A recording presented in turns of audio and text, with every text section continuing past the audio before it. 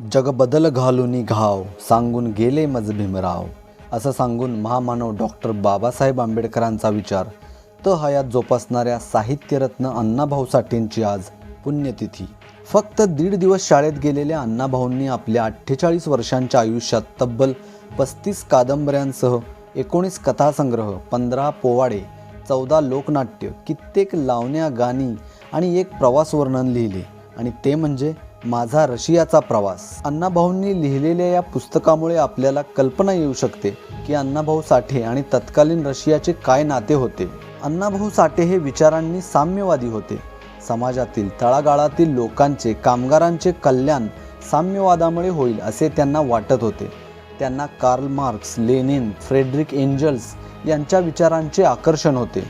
अण्णाभाऊंनी Russian क्रांतीवरील पुस्तकं, Lenin तसेच अन्य रशियन साहित्यिकांची पुस्तकं वाचली। त्यांच्या या सर्व विचार मंथनातून त्यांनी दुसऱ्या महायुद्धावेळी झालेल्या स्टालिनग्राडच्या लढाईवर आधारित स्टालिनग्राडचा पोवाडा लिहिला।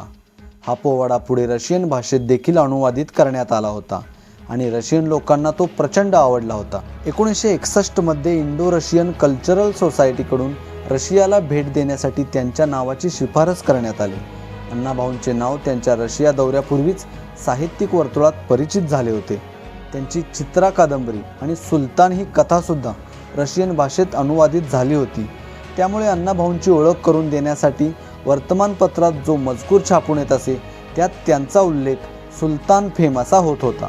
अण्णाभाऊंचे भाषण दुभाषांमार्फत मराठीतून इंग्रजीत आणि नंतर रशियन भाषेत भाषांतरित केले जायचे। मॉस्कोतील भाषणात ते म्हणाले होते, मराठीत भाषण ऐकण्याची कदाचित तुमची पहिलीच वेळ असेल, परंतु भारतात महाराष्ट्र हे एक राज्य आहे। त्या राज्यात 3.5 कोटी लोक मराठी बोलतात। मराठी माणसं तुमच्यासारखी झुंजार आहेत। रशियाचा अफानासी भारतात आला होता तेव्हा त्याचं पहिलं पाऊल माझ्या महाराष्ट्र राज्यात शिवाजी राजाच्या मातृभूमीत पडलं होतं। त्या राज्याच्या मराठीत मी बोलत आहे। या भाषणानंतर लोकांची झुंबड उडाली आणि अण्णाभाऊंना ते महाराष्ट्राविषयी माहिती विचारू लागले। दुसऱ्या एका प्रसंगात अण्णाभाऊंनी मॉस्को शहरातील लेनिन चौकात झालेल्या कार्यक्रमात छत्रपती शिवाजी महाराजांवरचा पोवाडा गायला। तो पोवाडा ऐकून खुद्द रशियाच्या अध्यक्षांनी स्टेजवर जाऊन अण्णाभाऊंचं कौतुक केलं।